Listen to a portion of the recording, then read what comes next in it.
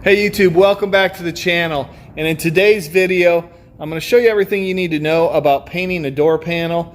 This particular vehicle, we're blending into this door here, and then we're going to clear this entire door. And I'm going to show you how and what we've done to accomplish that. Now, the first thing we need to do is we need to prep out this panel, and I've done that already. There was nothing wrong with the paint or anything on this panel. It had a couple little chips in the front edge, and I sanded those out. But in order to prep it for paint, what you need to do is to sand it so the paint sticks properly. Now, I'm not putting color over this entire panel. I'm just putting color on the front edge, and then I'm going to clear this entire panel. So we don't need to sand it aggressively where this clear is going to land, because we don't want to damage the color of the paint that's on it.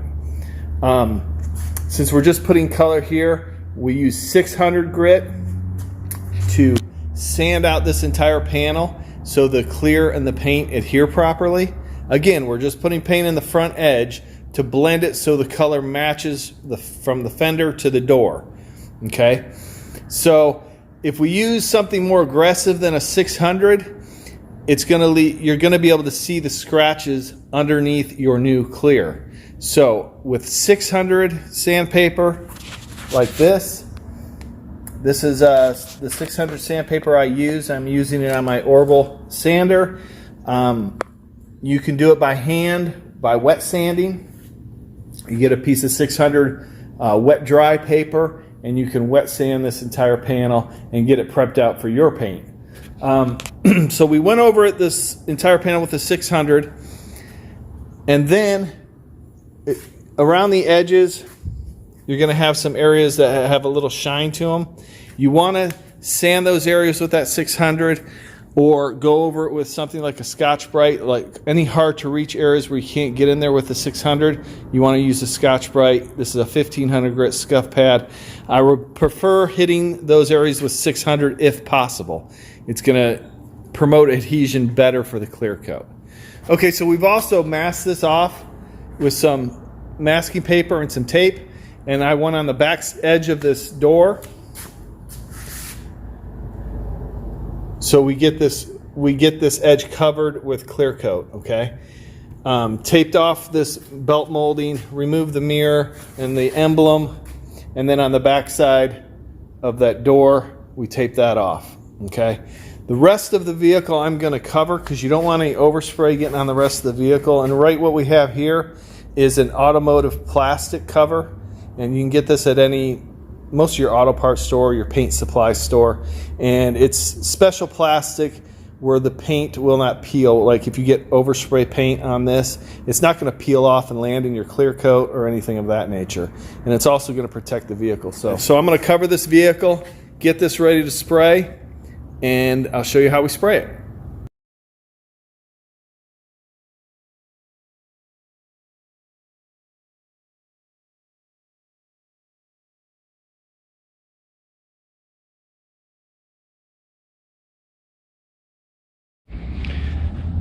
Okay, now that we have this all sanded, we went around all the edges, made sure they were all sanded real well.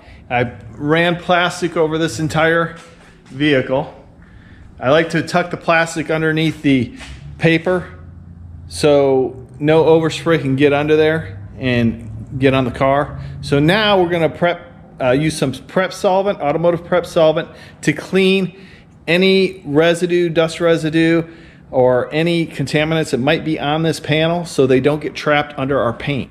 This is what I'll be using today, prep solvent. It's wax and grease remover. Removes any contaminants, wax, grease, anything that's been on this panel that could cause a reaction in the paint or the clear.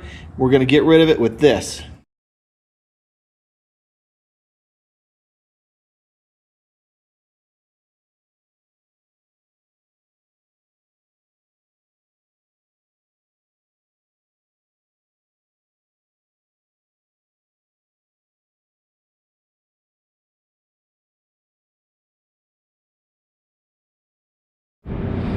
Okay, so now I have my paint all mixed up in my gun here. I'm using a DeVilbiss Plus gun. I'm going to do the fan pattern wide open, 1.5 turns out on the volume right there where my thumb's at, and then 25 psi on the pressure on the regulator. I'm going to tack rag this before we start spraying the color, and what I'm going to do is, since I just want a little bit of paint up on this edge, okay, I'm going to fan it from far away here going this way and getting closer.